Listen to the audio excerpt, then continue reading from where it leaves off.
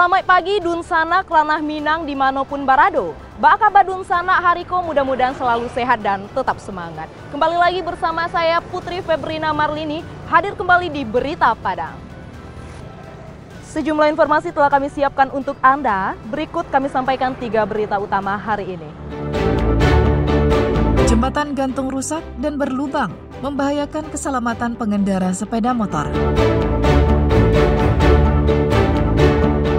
Puluhan kali mencabuli anak sambung di Padang Pariaman, pelaku ditangkap polisi. Di luar tugas pokoknya, seorang polisi di Tanah Datar meluangkan waktunya menjadi guru bahasa Inggris bagi anak-anak desa di lereng Gunung Merapi.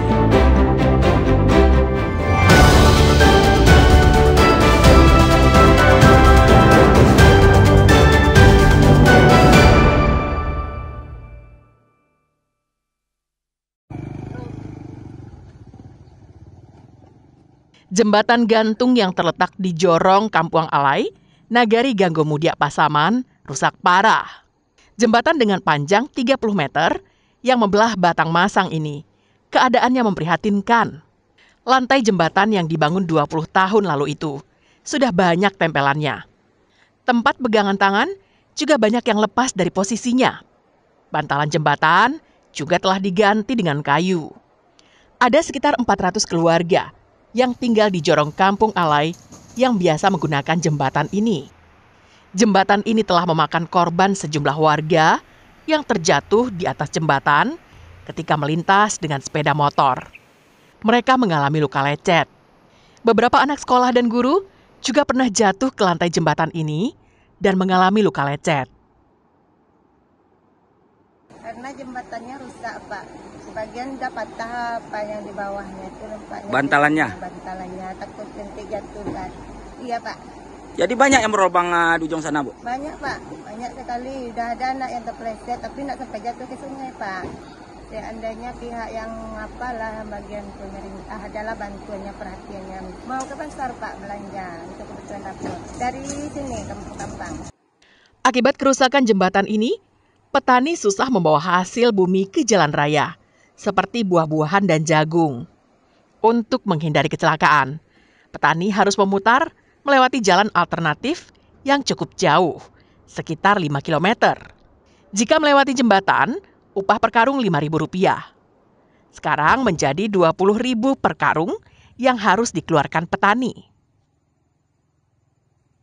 Ya, kalau biasanya kondisi rajang baik, Pak, itu biasanya dilansir sama motor bisa dua goni satu motor kan. Tapi dengan kondisi rajang saat ini motor saja dia susah lewat, Pak.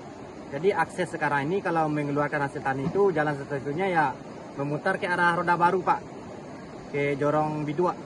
Jadi itu jarak tempuhnya ada sekitar 5 kilo, Pak, dibandingkan ke sini. Jadi secara otomatis biaya kita panen bertambah, Pak. Pihak Nagari telah pernah berkoordinasi dengan Dinas Pekerjaan Umum Pasaman dan anggota DPRD setempat untuk perbaikan jembatan. Namun saat ini tak kunjung diperbaiki dengan alasan efisiensi anggaran. Bapak anggota DPRD Kota Pasaman untuk kiranya dianggarkan melalui tiket dewan itu tahun 2024 dan rencananya akan diusul tahun 2005. Namun setelah itu telah adanya efisiensi oleh pemerintah pusat, dana tersebut telah dinolkan dan dihilangkan oleh pemerintah pusat karena adanya efisiensi. Nagari tidak bisa menganggarkan perbaikan jembatan karena merupakan aset pemerintah Kabupaten Pasaman. Masyarakat berharap ada perhatian pemerintah kabupaten agar jembatan itu segera diperbaiki karena merupakan urat nadi perekonomian mereka. Fauzan melaporkan dari Pasaman.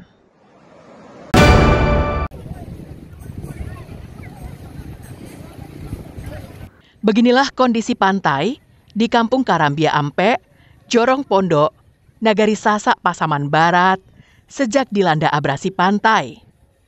Pohon pinus yang selama ini menjadi penghalang angin dan ombak terlihat berjatuhan ke laut. Cuaca ekstrim yang sering terjadi sejak beberapa hari lalu menyebabkan proses abrasi semakin cepat. Beberapa bulan lalu, jarak rumah dengan pantai sekitar 20 meter. Namun kini hanya 5 meter saja. Menurut warga Sasak, 2 kali dalam 1 bulan, abrasi meruntuhkan 1 hingga 3 meter tebing sekitar muara. Kondisi itu terjadi saat air pasang di bulan purnama dan air pasang anak bulan, yakni pasang laut yang terjadi awal bulan dalam kalender Hijriyah. Saat ini, beberapa warga memilih menginap di rumah kerabatnya. Sebagian lainnya memilih bertahan di rumah. Tiap bulan tambah parah. Tiap bulan. 2 kali sebulan itu tuh pasti membawa manguntuan tabiang sekitar 3 meter atau 2 meter. Nah, setiap bulan itu. Pasang purnamo, juga pasang anak bulan. Pasang purnamo itu pasang moleh. Pasang anak bulan itu 1 bulan. Itu pasti manguntuan 1 meter atau 2 meter. Atau 3 meter. Dengan sebagai masyarakat, ditutuilah air yang mengalir ke Pon Seribu. Ditutui tentang muara itu. Yang di Tanjung itu ditutui. Air yang mengalir ini ditutui sementara. Kita tutui di Bongkeh, di laut, ya di situ marah. Kan kemarin nggak ada lagi air yang mengalir. Warga was-was karena abrasi mengancam sekitar 30 rumah yang ada di lokasi itu. Warga berharap adanya perhatian dan solusi dari pemerintah setempat agar mereka tidak menjadi korban. Safatul Ulum melaporkan dari Pasaman Barat.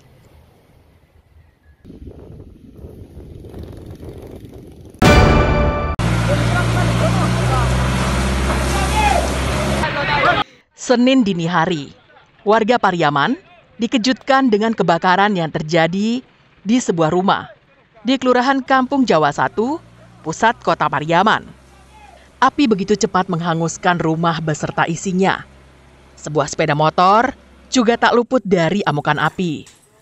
Warga tak bisa berbuat banyak karena kesulitan mendapatkan air. Api baru bisa dipadamkan 2 jam kemudian setelah 4 mobil pemadam kebakaran datang ke lokasi untuk memadamkan api. Menurut keterangan saksi mata, api berasal dari kamar belakang bagian atas yang diduga dari hubungan pendek arus listrik.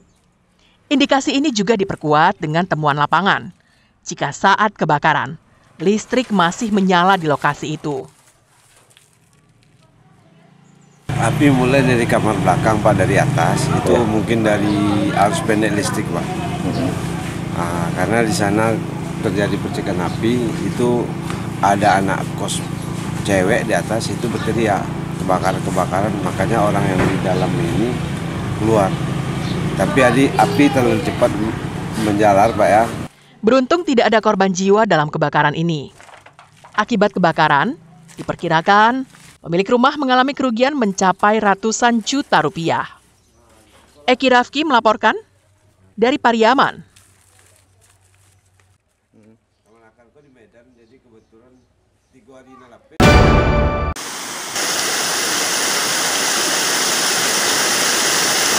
Petani Kampung Tonang Udang, Nagari Sinurui, Kecamatan Talamau, Pasaman Barat, menuntut perbaikan irigasi dan penambahan irigasi di Hulu Banda.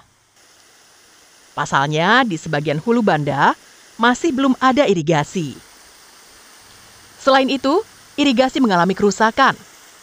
Bahkan sebagian sudah jebol, sehingga debit air yang mengalir semakin berkurang dan tidak cukup untuk mengairi sawah di kampung tersebut. Menurut petani setempat, mereka kesulitan saat datangnya musim menanam karena sawah mereka tak mendapatkan pasokan air yang cukup. Hal itu disebabkan karena 400 meter saluran air yang ada belum dibuatkan irigasi permanen oleh pemerintah. Tak hanya itu, dari 50 meter saluran irigasi permanen yang ada, kondisinya juga menyedihkan karena rusak dan jebol di beberapa tempat. Sebelumnya, warga pernah mencoba gotong royong menambah irigasi permanen secara swadaya. Namun sumber daya warga tak mencukupi karena panjangnya saluran yang harus dibangun. Selain itu, kerusakan irigasi juga disebabkan oleh runtuhnya tanah dan pohon yang ada di sepanjang saluran. Langkah dua saluran awak wah. Saluran air. Di atas saluran awak air tu masuk ke dalam lubang. Jadi situ meranjak di atas buruk. Jadi air kurang lancar ke dia. Kira-kira siapa lah panjangnya. 6 buruk tu, hampir 1 meter lah. Warga menuntut pemerintah memperbaiki saluran irigasi di hulu Banda agar debit air yang mengaliri sawah cukup besar, sehingga bisa meningkatkan hasil panen padi mereka. Safatul Ulum melaporkan dari Pasaman Barat.